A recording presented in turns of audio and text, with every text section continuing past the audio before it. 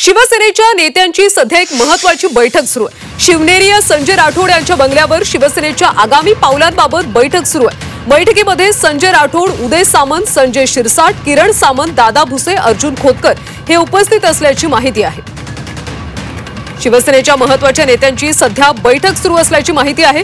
Updates घेऊयात आमचे प्रतिनिधी कपिल राऊत यांच्याकडून।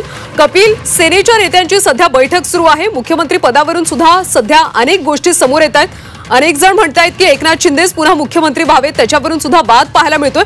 त्यामुळे सध्या बैठकीत नेमकी कोणकोणत्या मुद्द्यांवर चर्चा सुरू आहे?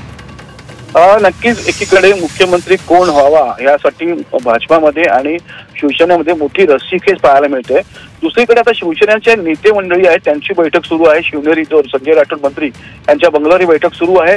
या बैठकीमध्ये एक तर मुख्यमंत्री कोण व्हावा, मुख्यमंत्रीची काय परिभाषा असेल याच्यावरती तर चर्चा होईलच, पण दुसरी गोष्ट म्हणजे काही दिवसातच मंत्रिमंडळ विस्तारही करायचा आहे। काही नवीन चेहरे समोर येतील, काहींना जुन्या चेहऱ्यांना संधी दिली जाईल, काहींना संधी मिळाली नव्हती। म्हणजे संजय शिरसाटची जी लोक आहेत त्यांचं नेहमी नाव पुढे येत होतं की ते मंत्री होऊ शकतात, गोगावले होऊ शकतात, प्रताप सरनाईक होऊ शकतात, अशी अनेक नावं आहेत। या सर्व गोष्टींचा विचार विनिमयासाठी ही बैठक ठेवलेली आहे।